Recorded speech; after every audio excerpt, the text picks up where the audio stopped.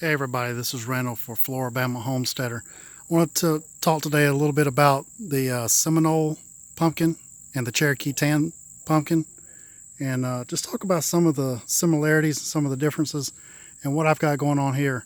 So what you see in front of you is a Seminole pumpkin that I had ordered from some seeds from somebody on Etsy. And this is just one vine. This one vine is planted right down there in the center somewhere. There it is. Okay, that's the root of this one vine. This one vine has sent off many, many runners. I first trellised it straight up to the top of this trellis, and then along the top, and then even down along this 2x4 support over here. Now, my back fence is 36 feet long, so it has spread from that corner to this corner, and then up, and then back down and around. And I've weaved this thing back and forth a couple of different times. And if you see over here behind the bed, it's even going out across the ground back there. And I have picked some of the runners up off the ground that was in front of me here and rerouted those back up. And I went through here today, and look at the size of these pumpkins. I have 19 pumpkins that size that are on this vine. Now that's not 19 pumpkins that might produce. These are 19 pumpkins that are big, and you know that they're going to produce something. And they're just everywhere around here. And I'm amazed at how far this vine is stretched. Like I said, 36 foot from end to end, and it has wrapped up along the top of that. And if I go to the other side of the fence, you'll see that it goes down the fence and then back up the top of the fence. And I got pumpkins that are blooming on the other side. So once this thing is finished blooming and setting its pumpkins, I have no idea how many pumpkins it's going to produce. It's going to produce more pumpkins than I know that I'll eat.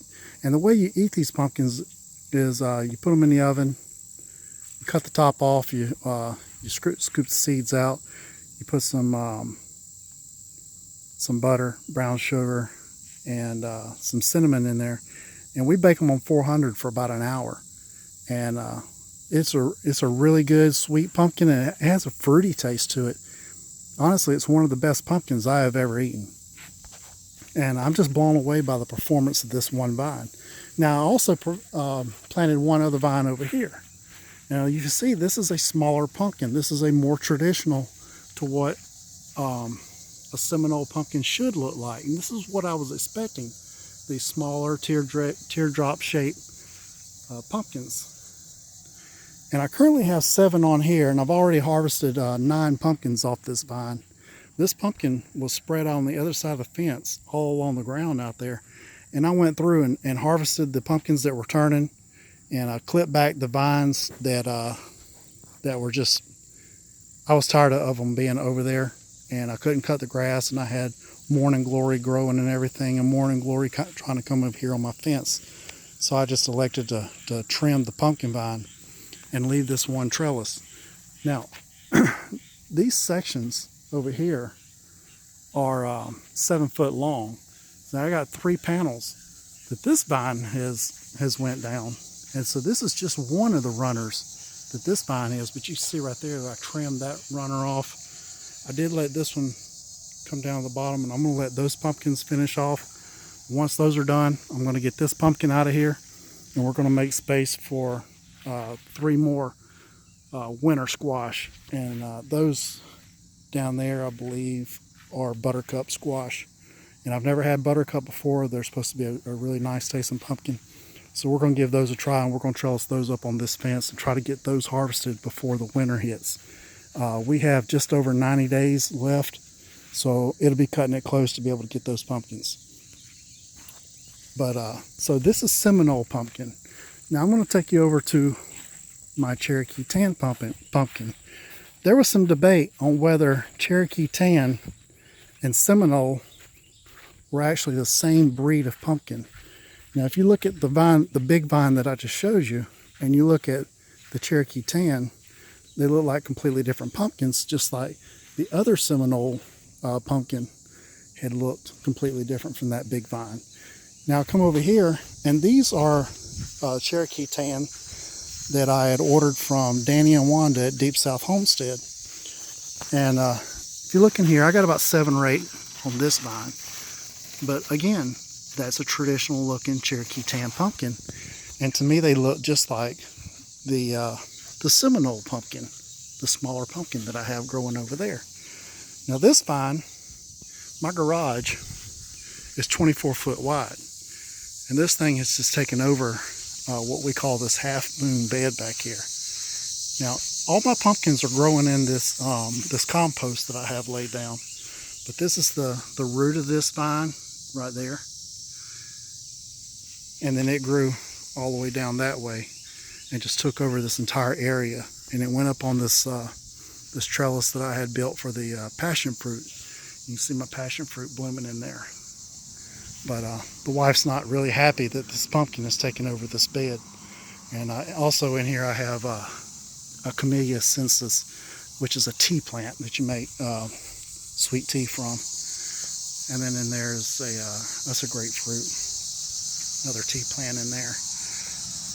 Key lime right over there. But this pumpkin is absolutely taken over. Well, one of the things we're going to do is whenever these pumpkins mature, we're going to cook this pumpkin and the Seminole Tan pumpkin or Seminole pumpkin and do a side-by-side taste comparison without any seasoning to see if we notice any differences. Right now, the variation of the color of the leaves, see that striping of that leaf? That's also that also shows up on my Seminole pumpkin over there as well as these Cherokee Tan. Now that's not powdery mildew, that's the actual striping that is bred into these pumpkins. Now these pumpkins have been very pest resistant. I do have a lot of squash bugs in here, but they don't seem to be phasing this vine or my other vines at all. And I try to go through and control those pests, but they've not been problematic on this vine. This vine grows at a rapid pace, and I'm just absolutely blown away by the performance of these pumpkins. So next year, when we grow these pumpkins, if we decide to grow them again, I'm pretty sure we will, we're going to put these in a dedicated location, probably on the back of the property over there, up on a fence, and so that they're out of the way, and they're not taking over my main gardening beds.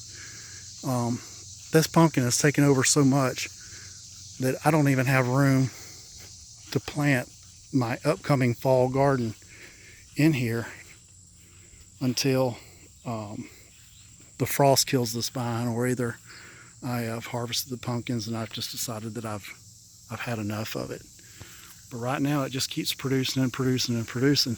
It's still flowering, still putting on pumpkins. So I guess on our next update we'll do a side-by-side taste comparison and see how they compare. All right, this is Randall for Floribama Homesteader.